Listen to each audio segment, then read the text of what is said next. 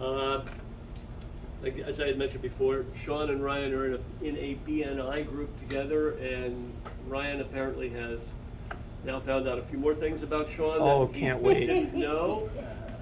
And Sean's not here to defend himself or to tell us the same things about Ryan, but we will find out for sure.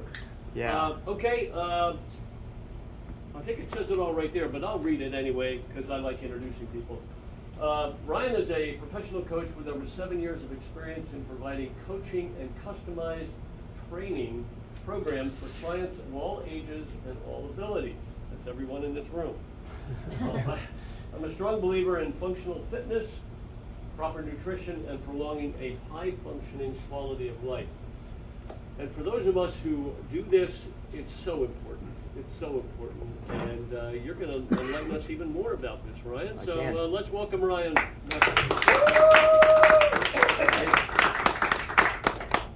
That's amazing. Who wrote that?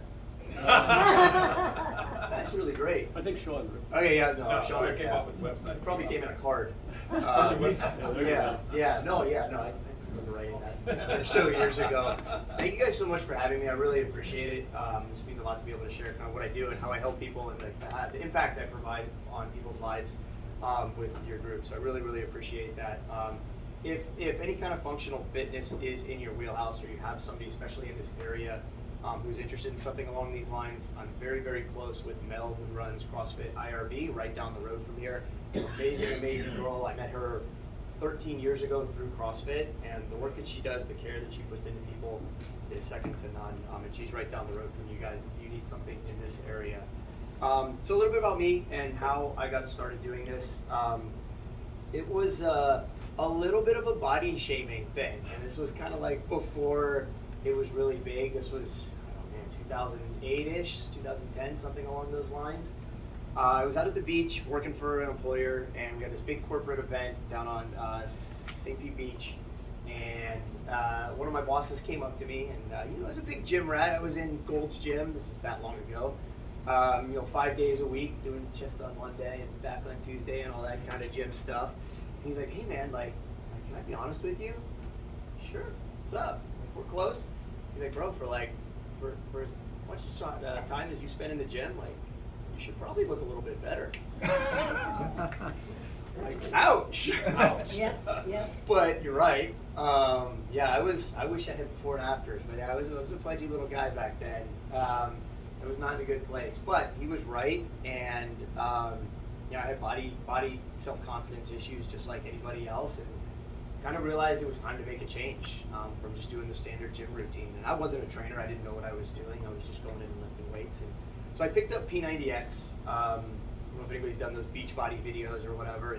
And they're really great. They're high intensity, like Tony Horton, like get you moving. But I did it so many times. I probably did it at least 10 times. And it just got so redundant. I could recite those videos with the music off and like just follow along on my own. And I was like, this is getting super boring. So a friend suggested CrossFit, and I put it off for months. Finally, they convinced me to give it a try. I did it on my own at my work gym, which had pretty much everything I needed, but ignorant idea. I had no idea what I was doing. I was Googling workouts. I was Googling how to do the workouts and the movements. I didn't know how to warm up properly. I didn't know how to cool down properly. I ended up hurting myself doing things I shouldn't have no business doing. So a friend then tried to get me to join a CrossFit gym. I put that off and was stubborn for about 6 months because CrossFit is scary. I finally got the nerve to go into a gym in Clearwater, who's no longer around, so all the bad things I say don't matter anymore. I walked in, and it was literally the width of this room, all black, green neon trim, rock music's blaring, there's sweaty people all over the place, they're jumping on boxes, climbing up walls. I still remember my first workout, and I'm like, no, this is scary. The guy I walked in with walked right out, and I'm like, well, this isn't good either, so now I'm on my own. And I was like, well, I'm here, let me give it a shot. So this sweet little girl walks up to me. She was about 72 months pregnant, just giant belly on her. I'm like, all right, if this girl can do it, then like I can probably do this too. She taught me everything I needed to know. She was literally 8 months pregnant, and I'm like, all right, like this is this is doable, right? So I got hooked immediately, right? No secret, I'm obviously doing this for a living now, and I got completely hooked on it. The workouts were great, the camaraderie was amazing. If you're finishing up the workout last, there's somebody cheering you on, and like, you can do this, you can finish, and like, I don't want to do another burpee. They're like, I don't either, but you can do it anyway. So that kind of stuff. Nobody likes those. Don't get me wrong. And it was way more varied, way more engaging than like P9000X or whatever number I was on. At that gym, I realized the coach wasn't a great example of what to do. We had a foundations program where he would put new members through a 1-hour class on a Saturday and teach them everything they need to know. I started getting questions in class about what I'm doing and how to do things. And I'm like, all right, I need to get some credibility behind my name. So I went and got my level 1 certificate. 2013-ish is when I started coaching. I started picking up some evening classes at that gym and coaching some clients, and it was great. I had clients that were getting engaged, they were getting fitter, they were getting healthier, they were losing weight, and then I ended up getting some clients that ended up being some really, really good friends. And they've now moved to my new gym. In fact, I'm glad I didn't volunteer for the birthday thing. My birthday's on Friday. Well, we can still do that. Skated out of it.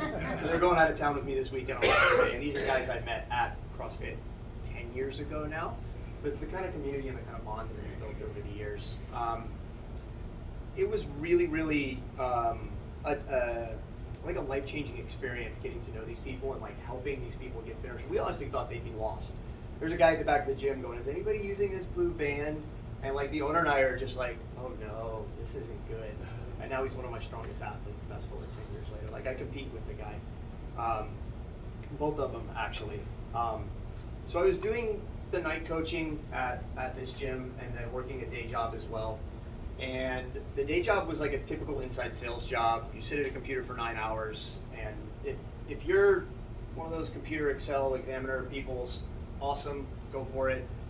Not my cup of tea. I'm very extroverted, out in front of people, happy, like that's the wrong word, but just very outgoing, right? So sitting at a desk all day, not my jam. That's your jam, put it on toast, eat it, run with it. That's not me. So I would go and I noticed like after about a year of doing the coaching and seeing the change in people and then doing the day job, I feel like I needed a change, that there was something missing from that work. So I took a couple interviews and tried a couple other jobs, and I realized I was just selling different widgets. And so I talked to my wife in about 2015. I said, after our wedding, like, what if I give this day job, this gym thing a try?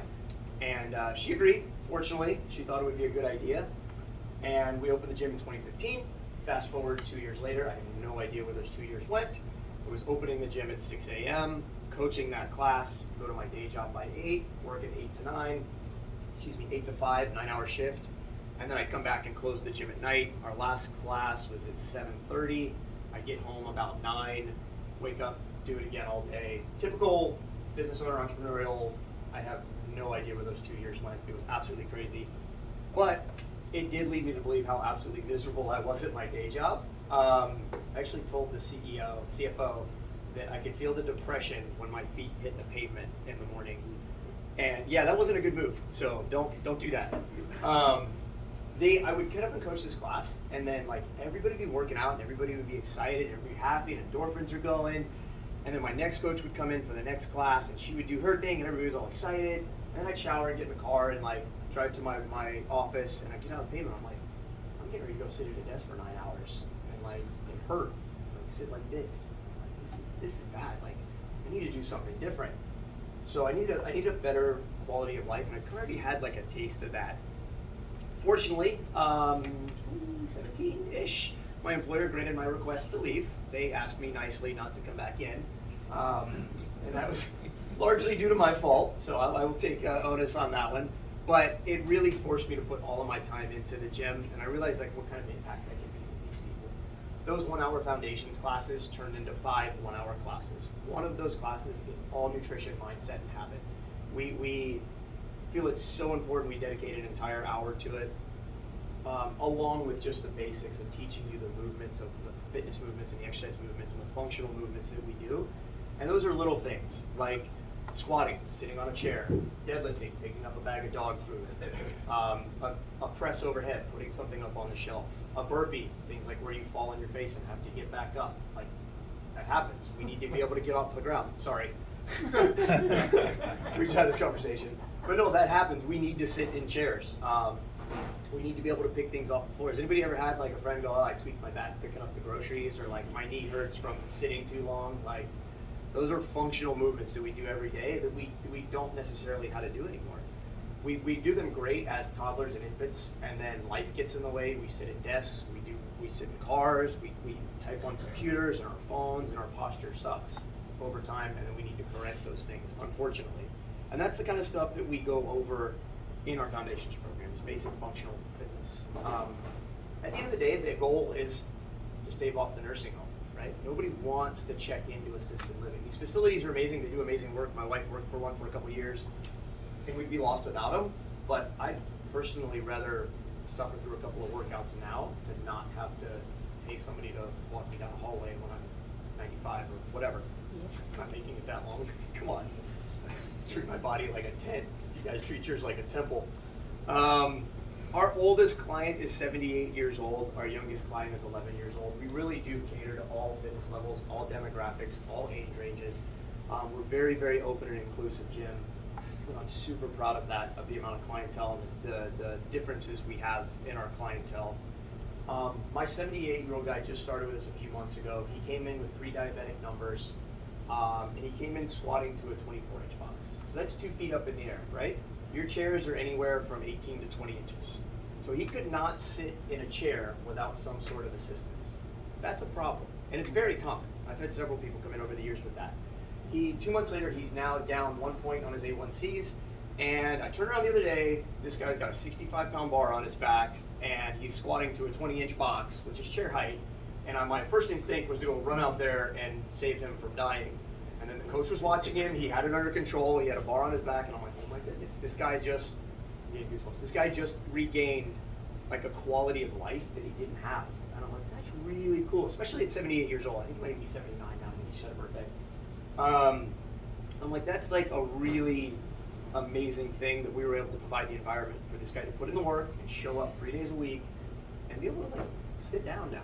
Like, that's amazing, with weight on his back. So we focus on the range of motion, we focus on the biometric markers, the blood work, and then the next thing is the mental health. This is probably my favorite story. We have Kelly, who joined the gym in 2019. She's the epitome of a little bit of work and a lot of consistency. She was the kind of girl that would not go on vacation because it was too humiliating and too embarrassing to buy 2 plane tickets. And that's the story that she came in with, and we got very emotional on her interview when we did her consultation. She was very, very adamant that she was going to strong-armed her a little bit. Sometimes we have to get people out of their way to commit to a little bit of health and fitness, so we pushed her to get out of her way. She was very adamant that she was going to sign up for our 6-week challenge, and she was going to win her money back and then never see us again. So that was 4 years ago. That strategy didn't work. She's now a fitness success story. Her job actually did a write-up on her as a model fitness person at their office. She has run her first 5K. She's taken several flights to Napa. She's down 100 pounds. And this is the most amazing thing. She's 51. She's celebrating her 51st birthday this year. She ran up to me the other day with her phone in her hand and showed me a picture of her in her underwear and goes, "Oh my goodness, Ryan, look how great I look." And I'm going, "Thanks, Kelly." Ladies, I don't know if that's something you normally do, but I can't imagine that's like a normal thing. I mean, we're not strangers, but we're not on that level. So that kind of like mental health, and it's happened a couple times now too, where I'm like, why is this becoming a thing? Actually, maybe I can get Sean to do it now that he's shaved. Yeah. At your place, not here. Yeah, not here. No, not here. No, it's in the middle of the gym, and I'm like, yeah. But that kind of like mental health. I had this conversation with a lady yesterday. I was like, hey, what's your big win for the week on our coaching call? She's like, I took my shirt off. I'm like, explain. And she said, we have a lot of women that as they get more comfortable, they start wearing tighter clothing, and then eventually they'll start working out in their sports bras. And she's like, she's been with the gym for, I'm gonna say 6 months now, and she's never worked out in just a sports bra. Monday was the first day she'd ever done it, and it was such a relief for her to be able to be comfortable in her skin and her clothing that was like, that had sat on her mind for a week, and she couldn't wait to tell me on our coaching call. And I'm like, that kind of mental transformation is just amazing, and I absolutely love hearing it when it happens. So the last little bit behind the mindset, behind the biometrics, ended up being the most fulfilling thing for me, and this is something we just kind of started diving in on. I figure if we can correct this misinformation and bad habits and adults that have happened over years and years and years, why not start with kids? We can help these kids get started before they have that posture, before they have the lack of coaching. So last year we ran a CrossFit Kids program, and one of my kids was Gabe. Gabe was mentally and physically stunted at birth. And for kids, for 6 and 8 year old kids, that basically means they have even less control over their body parts, and their limbs don't work even worse than a normal 8-year-old kid. So super awkward movements. He couldn't take direction, couldn't take coaching. We had several tantrums, several timeout sessions.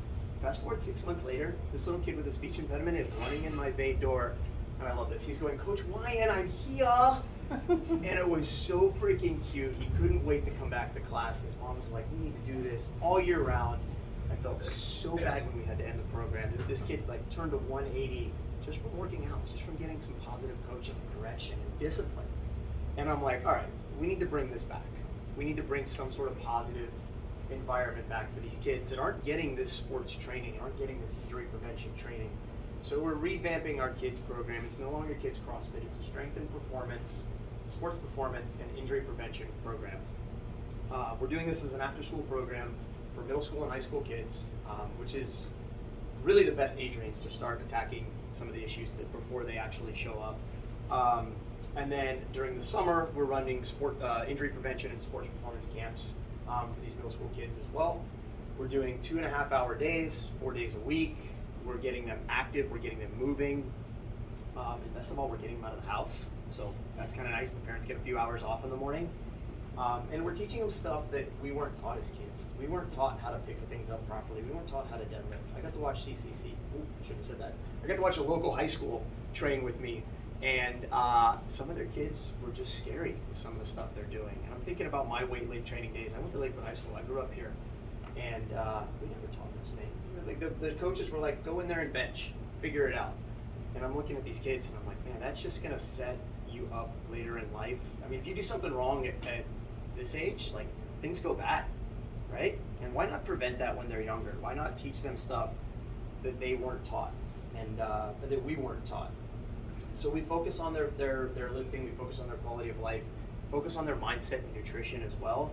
I know as a kid playing sports that if my mom told me that I need to focus on my mindset, no. But if my soccer coach told me I wasn't going to play in a game until I got my act together, damn straight I was getting my act together. Like, I listened to my coaches, and that's the kind of stuff that we want to do with these kids. So I'll leave you with a fun fact on the kids. Any of you with kids in here or grandkids in here, and there's a lot of misconceptions with youth and lifting. If kids are carrying a backpack, they need to be able to lift weights, period. Anybody ever pick up a kid's backpack and like, oh my goodness, what do you have in here, a ton of bricks? Yeah, those kids need to be able to pick things up off the ground, throw them on their shoulder, put them in a locker. Those are typical functional movements that when you're they don't need a barbell, they don't need to be throwing crazy heavy weights on, but they should be able to lift the backpack and safely move it around. So that's kind of stuff that we want to teach these kids, and then how to deal with the other stuff that comes up in school that's mentally challenging while they're performing fitness activities. So basically giving these kids the opportunity to learn things that just weren't taught to us when we were kids. So, thank you all. I greatly appreciate your time.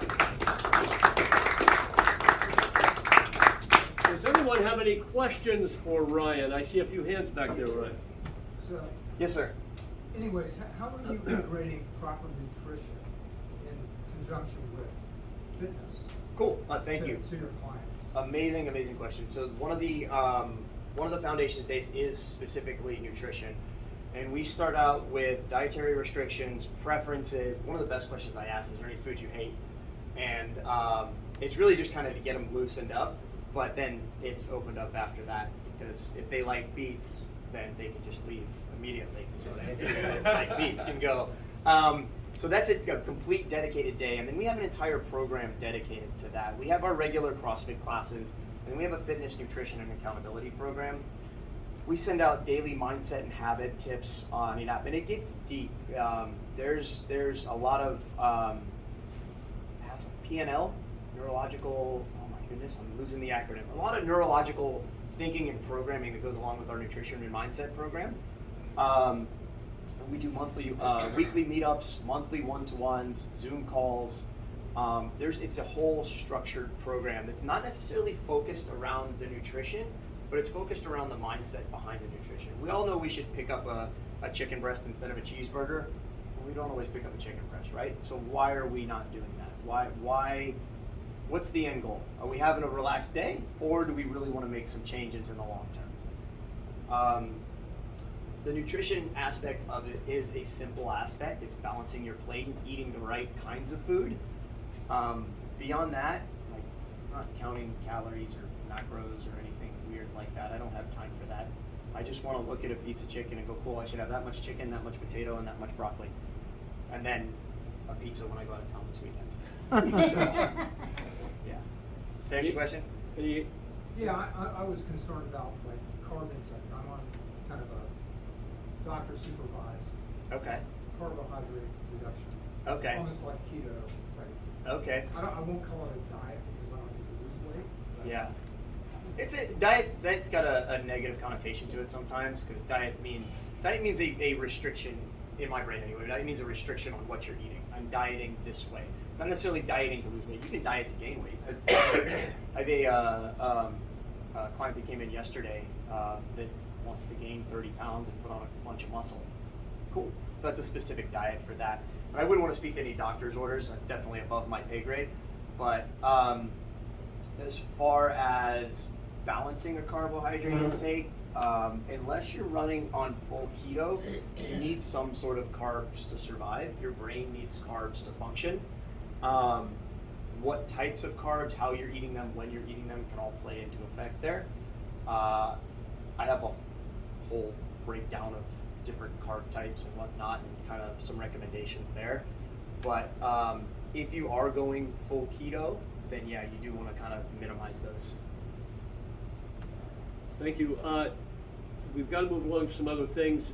Ryan, would you be willing to stay around for a few minutes to answer any other questions? I would be willing to stay around for a few minutes. Good, that's it. Chris, I know you had a question. Anybody else has any thoughts or ideas for Ryan? This is good stuff. Thank you, guys. Thank you.